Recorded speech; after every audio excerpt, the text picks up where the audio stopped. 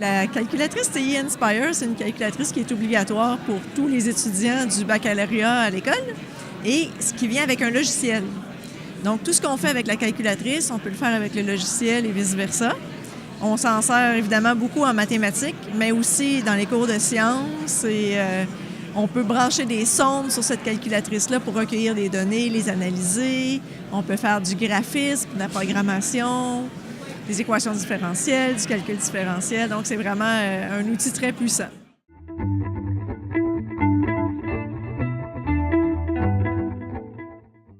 Les étudiants reçoivent très bien cette calculatrice-là. Au début, ils ont une certaine difficulté. Il y a toujours une courbe d'apprentissage, mais ça se passe bien en général. Elle est assez intuitive à utiliser.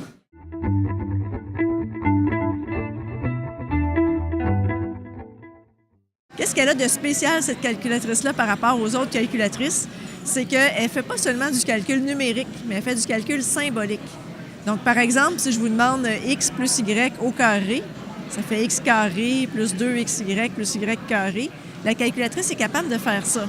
Et non pas seulement 10 plus 55. Elle peut additionner des nombres, mais elle peut additionner des expressions algébriques. Elle peut dériver, intégrer, factoriser. Donc, ce qu'elle a de vraiment particulier, c'est le côté algébrique. Ça, c'est un outil pour les étudiants, un outil pour les professeurs, aussi pour illustrer certains principes mathématiques. Donc, on s'en sert beaucoup pour le côté visuel, pour expliquer des notions, mais aussi ça devient un outil de travail pour les étudiants qui vont ensuite, dans leur autre cours, s'en servir pour dériver, pour intégrer, pour résoudre des équations différentielles. Donc, eux doivent apprendre à s'en servir pour le plus efficacement possible pour réussir leur autre cours par la suite. Moi, j'enseigne en ce moment le cours Calcul différentiel et intégral 1. Donc, c'est leur premier cours pour la plupart là, quand ils arrivent à l'université. Et là, ils déballent leur calculatrice dans ma classe. Là. Ça fait partie de notre mandat, nous, les profs de maths, là, d'enseigner un peu à utiliser cette calculatrice-là. Donc, on y va par petites couches, par petites doses, parce que c'est sûr que c'est un outil très puissant. Dans chaque cours, on s'est donné des objectifs qui sont dans le plan de cours. À la fin de ce cours-là, l'étudiant doit évidemment connaître le calcul différentiel intégral, mais il doit aussi savoir définir une fonction dans sa calculatrice, en tracer le graphique, trouver les maximums. Donc, on a des objectifs pour chaque cours spécifiques à cette calculatrice-là, pour que l'apprentissage se fasse graduellement, dans le fond.